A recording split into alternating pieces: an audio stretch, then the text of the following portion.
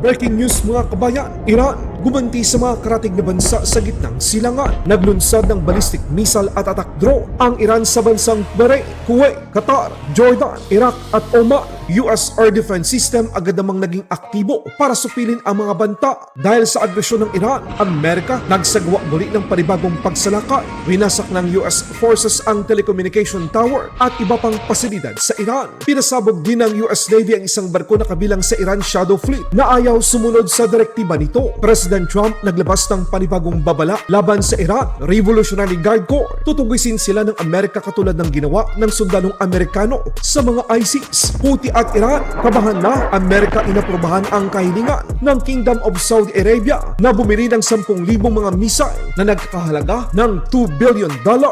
Sa West Philippine Sea naman, isang universidad sa China, tinanggal na sa kanilang website ang ulat na ang Batanes Island ay sakop ng China. Ito ay dahil sa malawakang pagtanggi at kritisismo na kanilang natanggap mula sa mga Pilipino. Isang barko ng Japan Coast Guard ang naglayag sa West Philippine Sea at dumaong ngayon sa Maynila. Iran naglunsad ng pag-atake sa mga karatig na bansa matapos itong niyanig ng mga pagsabog dulot ng opensiba ng Amerika. Sa Bahrain, naglunsad ng ballistic missile at drone ng Iran laban sa headquarters ng US 5th Fleet. Aktwal na video, panoorin.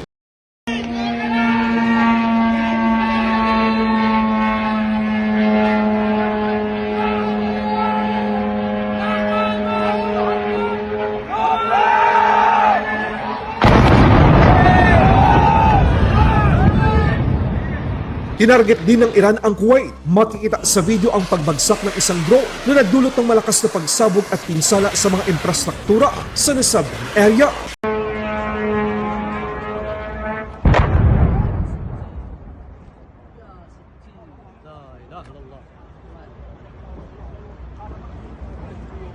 Sa Qatar, muling tinarget ng Iran ang isa sa pinakamalaking US airbase sa Middle East.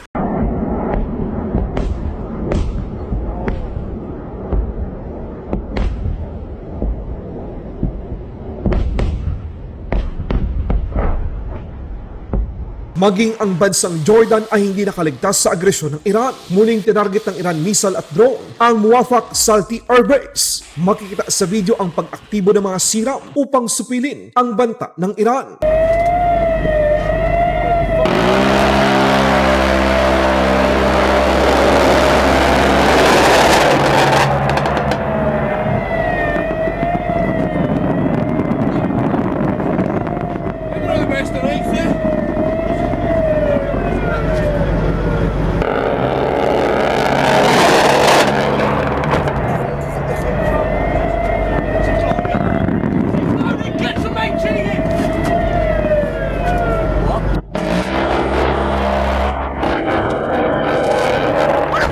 Sa Iraq naman, bago pa man tumama ang missile ng Iran, naglunsad ang mga tropang Amerikano ng kanilang Patriot missile upang salagin ang paparating na banta. Ito ay nasaksiyan mismo ng mga Iraqi.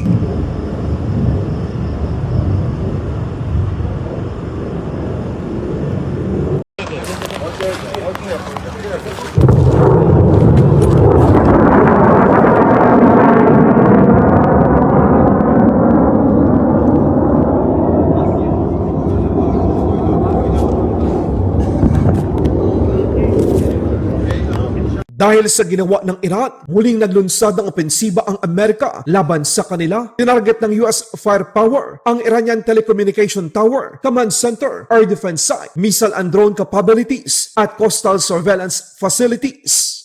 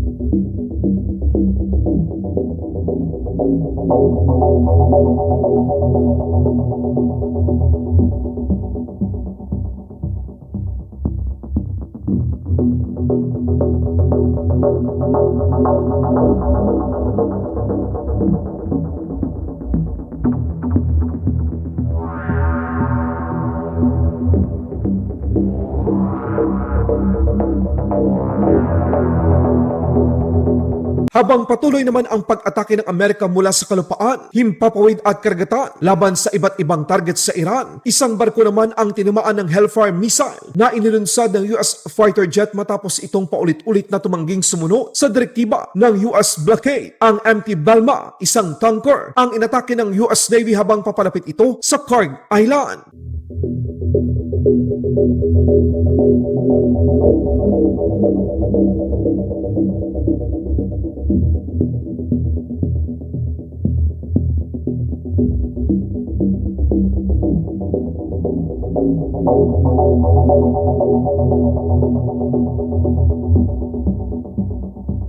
Ipinahayag naman ni President Trump ang nakakakilabot na babala sa mga miyembro ng Iran Revolutionary Guard Corps dahil isa-isa silang tutugisin ng Amerika kaparehas ng ginawa nito sa mga ISIS. RGC. Does that mean that you might wipe them out like you did ISIS? Yeah, it does. We will see what's happening. We received a call just as I was coming here. They want to meet. They always want to meet. But, this should have been done by other presidents for many years, for 47 years, but really a lot longer than that, and it wasn't. And I never understood why, but now I do.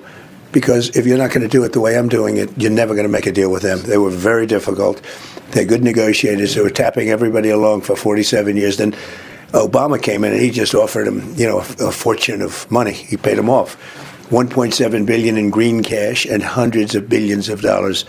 And that really set everyone else back because they started wanting to make nuclear weapons. And then we hit them just about a year ago, with the B-2 bombers, and that ended that. So we got a little bit lucky. Our timing was a little bit lucky. Yeah, so Mr. President, Dan Kane. Mga Houthi at Iran delikado, Amerika inarmasan ng mga bansa sa gitnang silangan. Ang ginawang provokasyon ng Houthi at Iran laban sa Kingdom of Saudi Arabia at gobyerno ng Yemen ay kanilang pagsisisihan. Nitong ika-15 ng Hulyo taong kasalukuyan, ang US State Department ay inaprubahan ang nasa $2 bilyong na pagbenta ng advanced precision kill weapon system sa Saudi Arabia. Mismo ang Kingdom of Saudi Arabia ang nag-request sa Amerika ng 10,000 mga advanced precision kill weapon system. At iba pa, isa itong indikasyon na merong pinaghahandaan ang kaharian ng Saudi Arabia laban sa mga kalaban. Posibleng may namumuo na namang mas malawakang digmaan sa gitnang silangan. Balitang West Philippine Sea naman tayo mga kabayan. Dahil inulan ng pagbatikos ng mga eksperto sa iba't ibang mundo at ng mga Pilipino, isa sa mga universidad sa China ang pasikretong inalis sa kanilang website ang ulat na ang Batanes Island ay pagmamayari ng China. Ito ay kasunod ng malawakang kritisismo mula sa sari-saring maritime expert, gobyerno ng Pilipinas at ng mga Pilipino. Isang barko naman ng Japan Coast Guard ang dumating sa Pilipinas. Pero bago pa ito makadaong sa Maynila, naglayag muna ito sa West Philippine Sea. Sinubukan itong sundan ng China Coast Guard 3103 pero hindi natinag ang mga Hapon. Sa bansang Japan, maraming salamat sa suporta.